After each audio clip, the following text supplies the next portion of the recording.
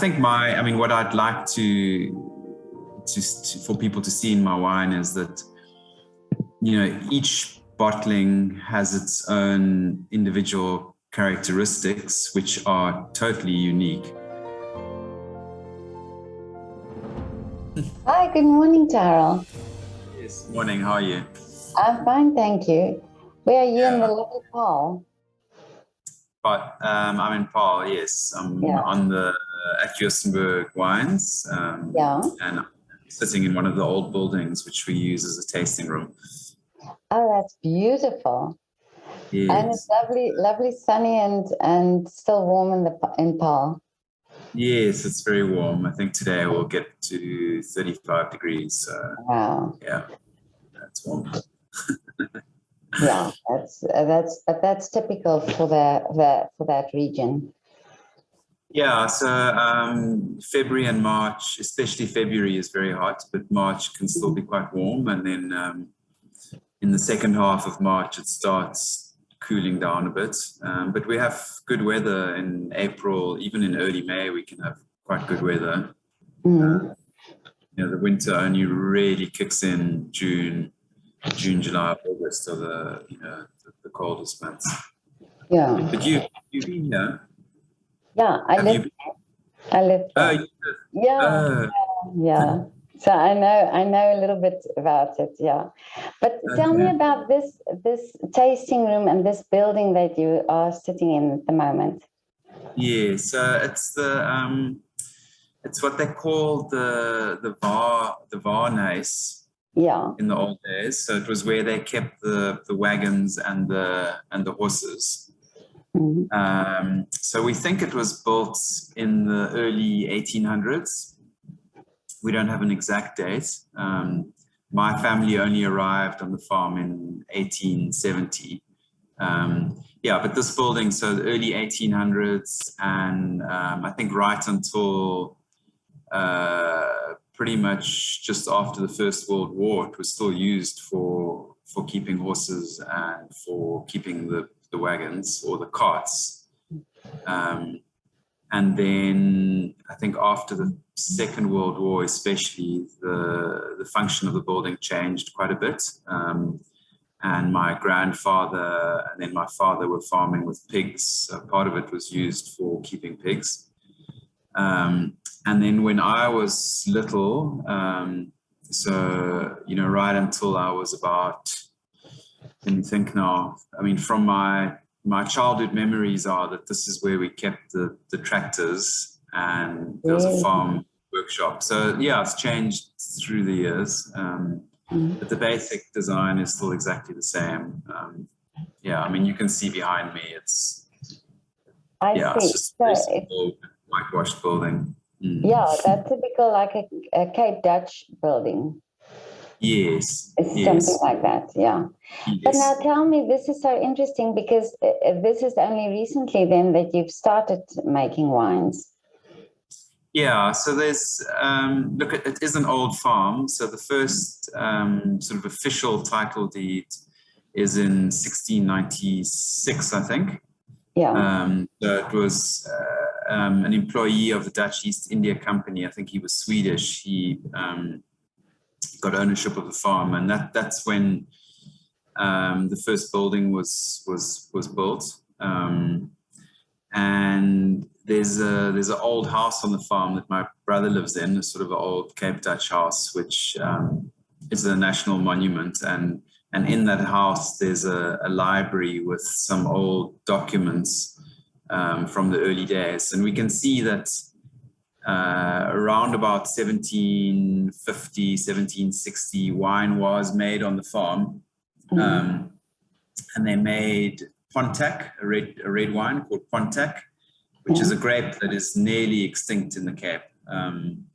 There's a little bit of it around, and I think we're going to plant some next year. And then they made Muscadel as well. And later on, they made brandy. There's an old brandy still on the farm. And so there is a winemaking tradition that carried on until 1947. I'm not sure if it was uninterrupted for that 200-year period. You probably find that there were times they made wine, and then there were times that they didn't. The history of the Cape wine industry is a little bit boom and bust. So they were depending on, the Napoleonic Wars or whatever the relationship was with Britain. The wine industry was either very active or else it was, or not. So there's a long history of wine on the farm. But after the Second World War, the new government, which was the National Party government, they encouraged the creation of a lot of cooperatives in the Cape Winelands. So a lot of the smaller farms stopped making wine and started selling their grapes to the cooperative. And that's what happened at Joostenberg. So my great-grandfather, he closed the winery door, sold all the equipment, and then started selling grapes to one of the local co-ops. And that carried on until 1999, which is when I became involved. And in 1999, we made a small amount of wine again. And then in 2000, we started properly. So there's a lot of history. What was the interest there? Did you go and study winemaking, or what was the interest then to take over the wine? Yeah, look, I had grown up on the farm. So it was something that we spoke about around the dinner table, talking about the history of the farm. And my father and my grandfather would tell me about, the old days when they can remember wine was made. And so it did intrigue me. And I always thought that maybe one day, if I had the opportunity, I would start the winemaking process again. But, after high school, I actually went to university, and I studied a Bachelor of Arts. I had some law subjects, but I majored in philosophy and in sociology. And then after that, I traveled a bit in the USA, and then I worked on the farm. And during that process, especially while I was away from home, I kind of, just realized that, wow, that could be something quite special. And at that stage, I'd started drinking more wine, and I just kind of fell in love with the product. So then I decided to actually go back to university and study viticulture and enology. And I worked a few harvests I worked in California, and I worked in France. So that's how it all started. And this experience, did you think it was important to have that experience outside South Africa? Yes, that's very important, especially at that stage. I grew up during the 80s. Those were my high school years, in the sort of the deepest, darkest part of the sort of apartheid era. And we were very isolated. And the one thing about wine is if you want to make kind of fine wine, you need to taste and drink fine wine. And not only that, you need to experience other cultures and especially food. And you can only get that through traveling, really. Cape Town has changed now. There are much better restaurants, and there is more imported wine and so on. But I think at the end of the day, you just don't get the same experience. The best experience is really to just kind of live it. So and it doesn't really matter. You can be working in a French winery, for example, and you can be, spending most of your time doing kind of almost manual labor. It's you cleaning things. But you infuse the local, culture and food. And I think that's very important. It's mainly about kind of just broadening your mind and experiencing something.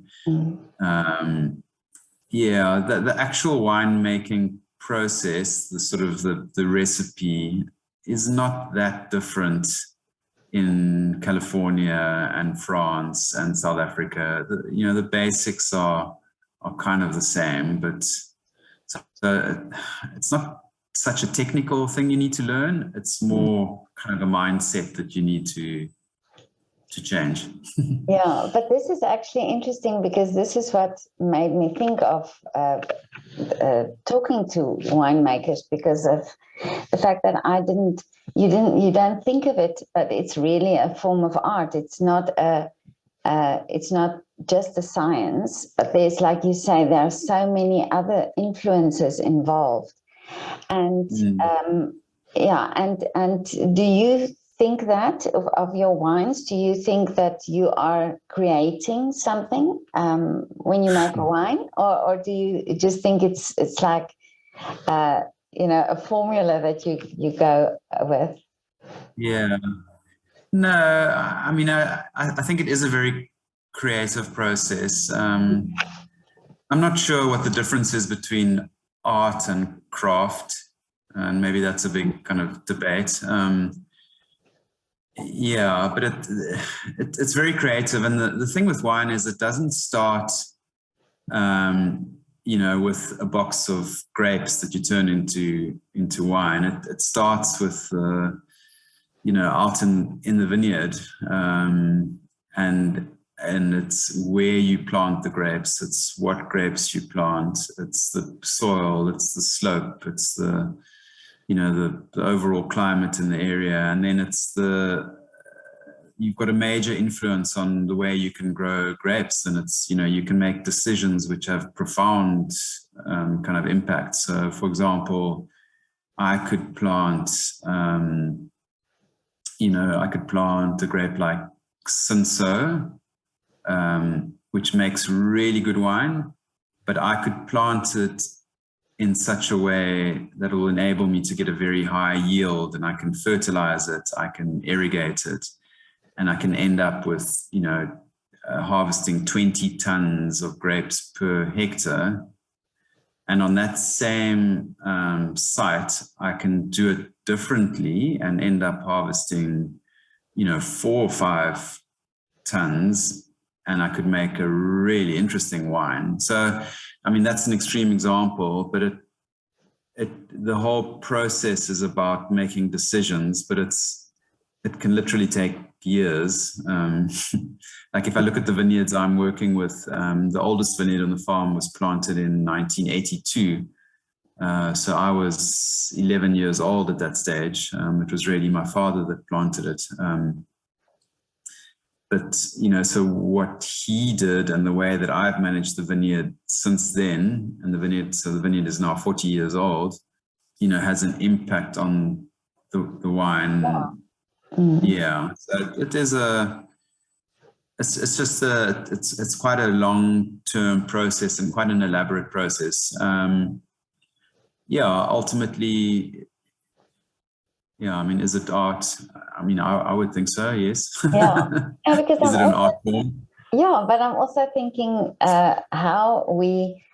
so it's the taste of the wine, of course, but there's so much around. I mean, if I just look at your tasting room, so this is part of your story, and this is part of how you sort of give this experience of the wine and your label and the whole thing around it. Yeah. Yeah. I think what I'd like to for people to see in my wine is that, each bottling has its own individual characteristics, which are totally unique.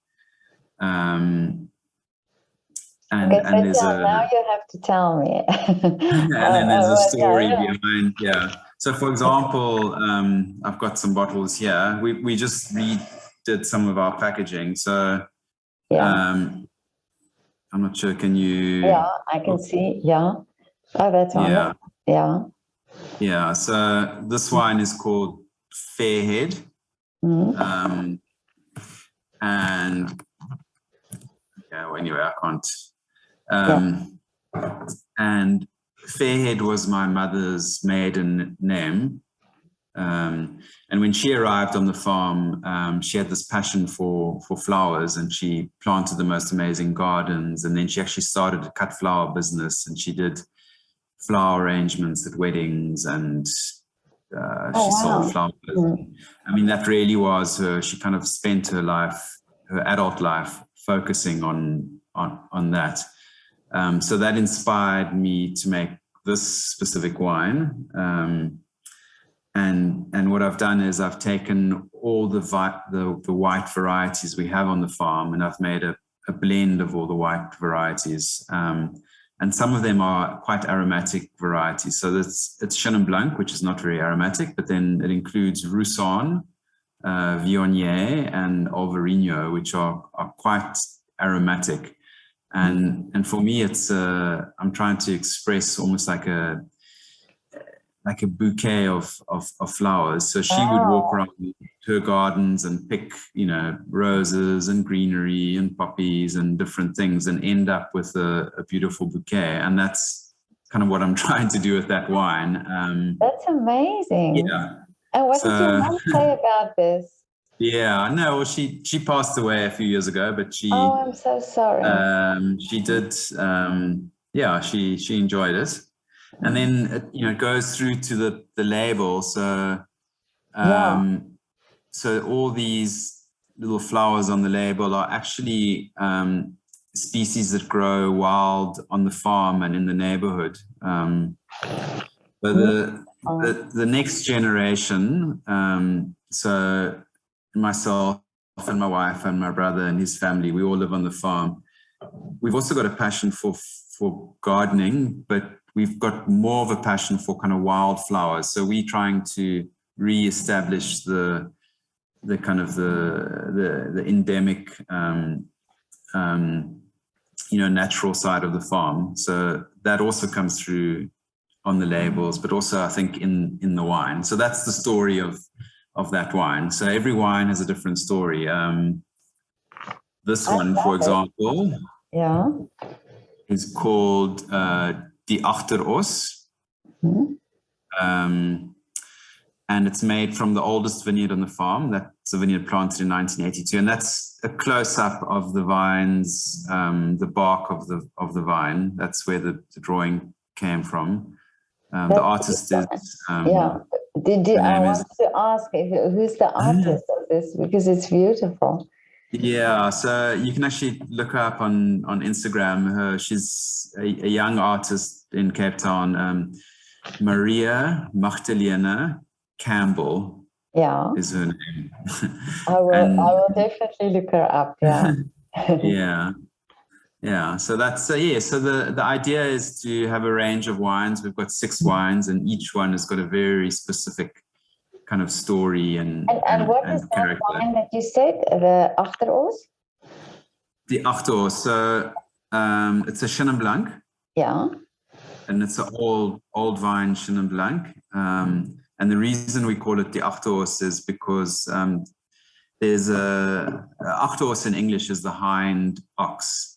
So in the old days, when oxen were used to pull the plows or the wagons, the smallest ox was always put in the back of the team.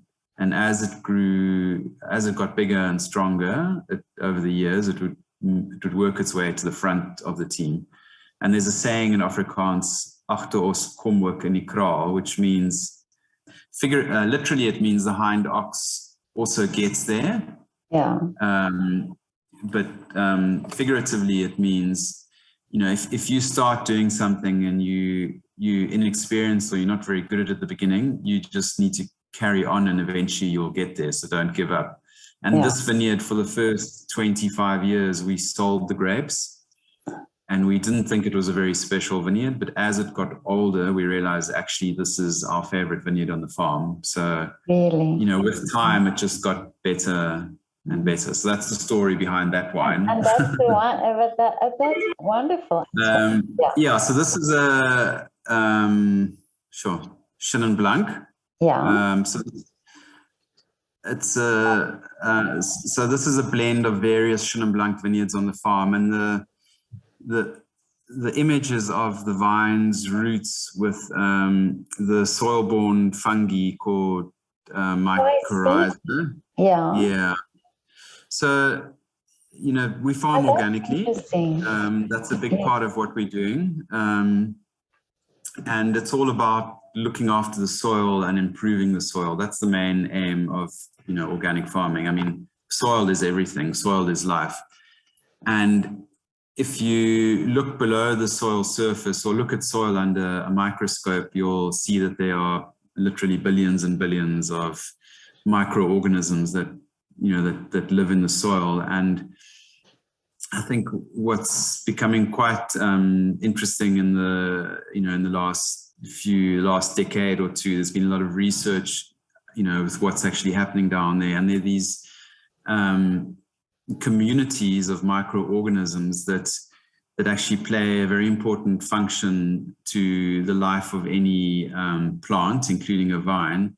And what they found is that the roots of a plant, they can absorb moisture, and there are some basic nutrients and that they can absorb directly from the soil, but a very big part of their nutrients are actually absorbed through the relationship they have with these microorganisms. So what happens is, especially mycorrhiza will convert these nutrients into a form that the roots can then absorb.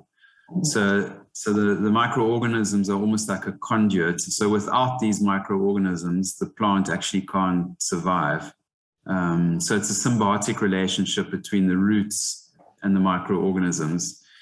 And what that kind of tells you on a practical level is that you really need to make sure your soils are very alive and full of microorganisms in order for your plant to be healthy, to build resistance to disease and pests. Yeah, so that label is kind of trying to illustrate the whole, relationship between the roots and these microorganisms. But that is amazing that you did that, and that this is the same that we now read so much about our microorganisms in our bodies as well. Yes. Yes. Yeah. And is this something that is this now how you treat the soil? Is this something you really consider now, how you treat the soil? Yes. So that's definitely. So we, avoid the use of any kind of chemical applications to our soil. And we started bringing animals into the vineyards. So during the winter months, we have sheep that graze in the vineyards, and they will then leave their manure in the vineyard, and that will encourage microbial activity. We plant cover crops in autumn that then grow during winter, and those will then break down and also enrich the soil. So that's a big focus for us, is doing whatever we can to increase life in the soil. The other thing is we try and avoid plowing as much as possible, because in our climate, as soon as you plow the soil, you have a lot of carbon dioxide, which is released into the atmosphere. So the CO2, gases. But you also, because we have so much sun, you end up exposing the microorganisms to the sun and actually killing them. So if you plow too regularly, you actually end up kind of killing your soil. So that's quite a big thing. So on a practical level, sometimes it's difficult to manage that, because there are certain short-term benefits to plowing, because you can eradicate weeds which compete with your vines, but the long-term effect is very negative. So you always need to kind of be aware of that. So you can't think about what's happening next month. You've got to think about what's happening in the next 100 years. And can you, because I heard also from a winemaker that the soil really also influences, or that they don't really know how much the soil influences the taste of the wine. But do you think this organic way of growing or treating the soil will in effect change the taste of wine in the long term? you know, if you think of how you are treating the soil in over, say, a period of 20 years, your grapes will be different. Yeah, look, I think it's difficult to pinpoint an exact sort of flavor compound that will then come through, you know, because it's organic. I think it's more about just improving the health of your soil and therefore improving the health of your vine. And if you have a healthy vine in a healthy environment, you will grow fruit which is kind of tastier and less reliant on chemicals. So it's, yeah, I mean, there's a big debate about, you know, minerality in wine and flavors that you get in your wine because of the soil.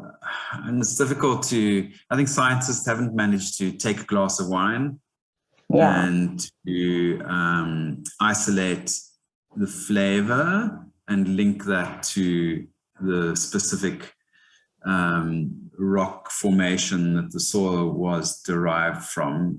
You know, that it's not an exact, it's difficult to. So it is an art, it is not a science. No, I'd say so. Well, but this is so interesting. I think I'm a person who I'm very much interested in these stories, you know, behind things. I think that for me, this also makes part of the experience of drinking the wine. And it's wonderful, but the fact that you grow or that you work so organically, I think this is, you know, this is great. Also for the environment, not just for the wines, but also, you know, for the environment. Yeah, no, I think, look, the decision was twofold. I think in the first case, it is about, you know, everybody needs to do what they can to look after the environment. And we've all, you know, consumers can make decisions which have a radical impact on the product that's available. So if more people buy, I don't know, organic tomatoes, for example, eventually that's going to change the way tomatoes are farmed. And in my case, you know, wine is really a luxury product, and I think I have the opportunity to make a difference with the way I farm. So I think I've got a duty to do that. So I think just kind of almost on a moral level, we all need to do what we can to make a difference. Luckily, it's kind of easy for me. And then secondly, I do, you know, we've just had this discussion, but I do think that organic farming is a way of improving your soil, and I think ultimately that will allow me to make wine which is more kind of authentic, which is more true to my little space on earth. And I think wine must be good, it must be delicious, but I think wine should also be authentic. I think if you're having a bottle of Joostenberg, it shouldn't taste like a Chenin Blanc from Chile or from the Loire Valley. It should taste like it's coming from a specific place. And I think the whole organic way of doing things helps me to kind of move towards that ideal. Well, it's you see, I studied philosophy. No, but it's wonderful. But I mean, already in your labels and the way you have you know approach the wine is so different and also interesting. And I think this is the wonderful thing about these specific. I mean, this is what I miss about South Africa is this. All these different wines that have these stories and the farms where you visit and you can taste, and it's wonderful. Now, I just want to ask you, what's your wish for the future? Oh, that's a difficult question. Yeah, you know what? I've got kind of a very, when it comes to my wine business, I've got a very simple philosophy, I think. You know, I'd like to to have a wine business which obviously it needs to be profitable, otherwise nothing is possible. So that's important. But as important, you know, I want to have a business that creates opportunities for everybody that works with me, and an opportunity to improve their lives. So that's important. And then the other thing is, you know, I would like to leave one day when I stop farming. I would want the condition of the farm, the environment, the soil to be better than when I started. Mm-hmm. That's important. So I think the social aspect and the environmental aspect are both very important, high up on my wish list. Yeah, and it's something that you think that you would love for your children to carry on with. Yeah, you know, I'm not very. I've got two sons, and I want them to follow their dreams. I mean, if either of them decides they want to get involved, then I would be happy for them to do that. But I think it's very important that there mustn't be any pressure for them to do that. They need to do whatever they want. Yeah. But at the moment they're 16 and 18, so it's a bit early. Okay, so they're not there yet. But I want the last thing. Can you do a shout out? Can Joostenberg Wines do a shout out to a restaurant or a coffee shop in your area?